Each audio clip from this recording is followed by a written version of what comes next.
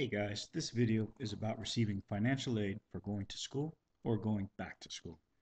When people think of financial aid, they often think of extra money to buy books and campus parking permits.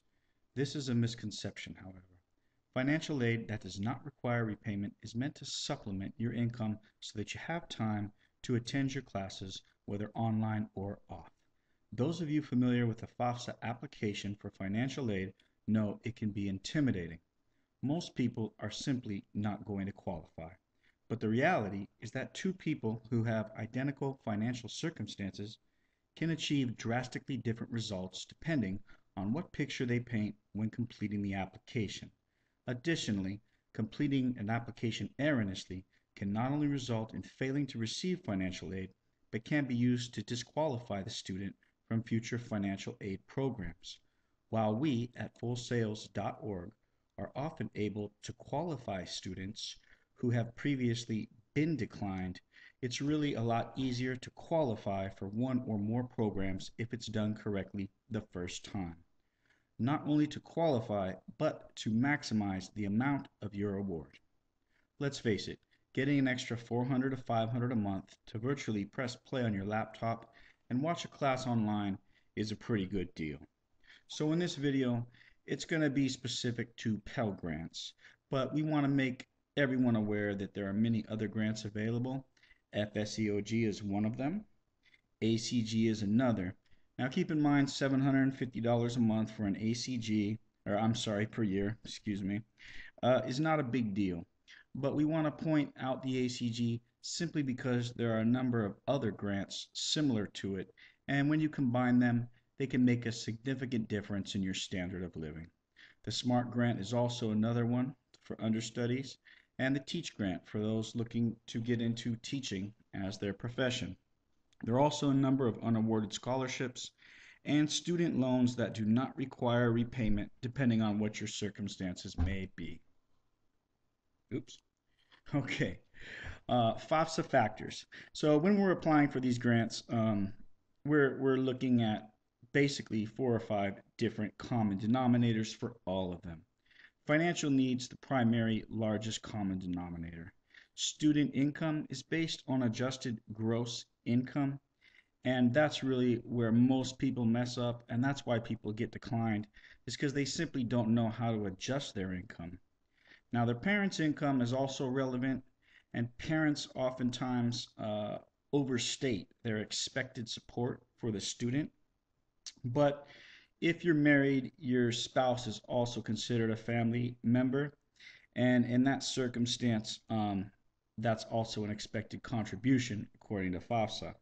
The household size is applicable if you are a dependent and your parents have other dependents. And the expected family contribution, once again, applies to not only parents, but to spouses as well. Financial need. Financial need's a pretty simple formula, but there's a lot of ways to mess it up. It's basically the cost of attendance minus your family contribution, and that is what equals your financial need. There's a lot more to it than that, but those are the basic nuts and bolts of your application and your future applications because they will be judged by your former FAFSA application. But the terms are fairly ambiguous. Your expected family contribution, for example, could be referring to either your parents or your spouse, or if there was a trust fund left behind for you.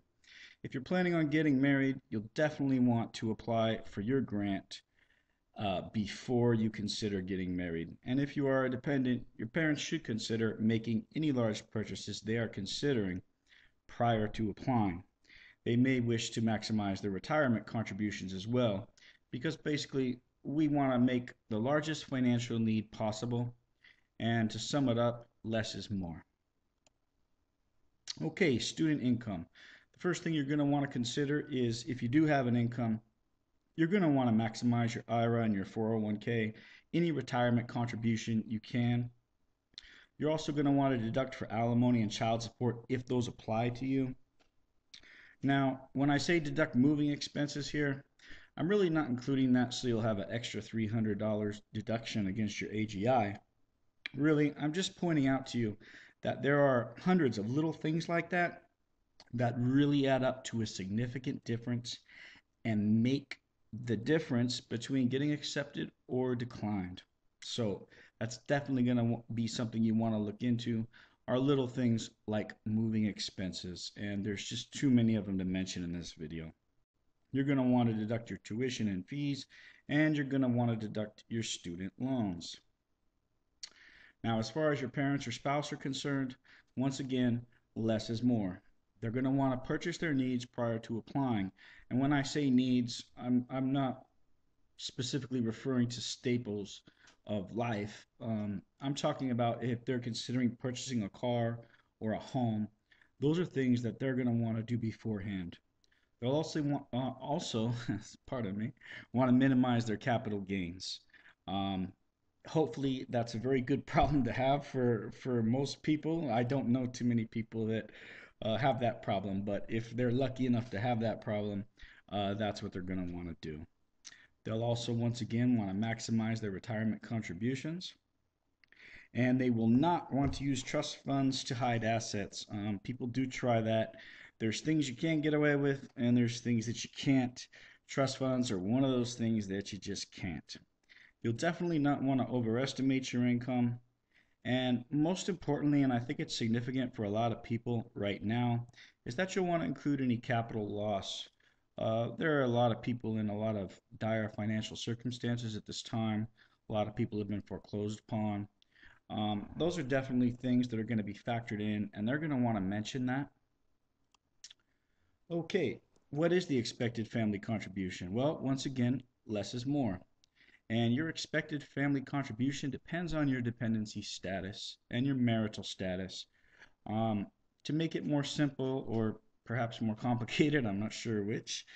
As a general rule, people who file their taxes using the 1040 Easy, 1040A, or the 1040 TEL generally will qualify for these grants.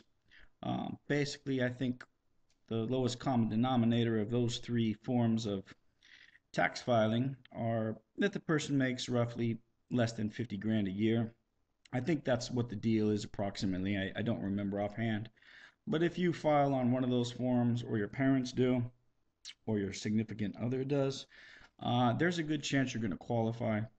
Unfortunately, people still fail to qualify even who use those forms, primarily because they don't know how to do their adjusted gross income, and they don't know all the millions, or hundreds, I should say, of little things such as moving expenses that add up to a significant difference in the quality of the application.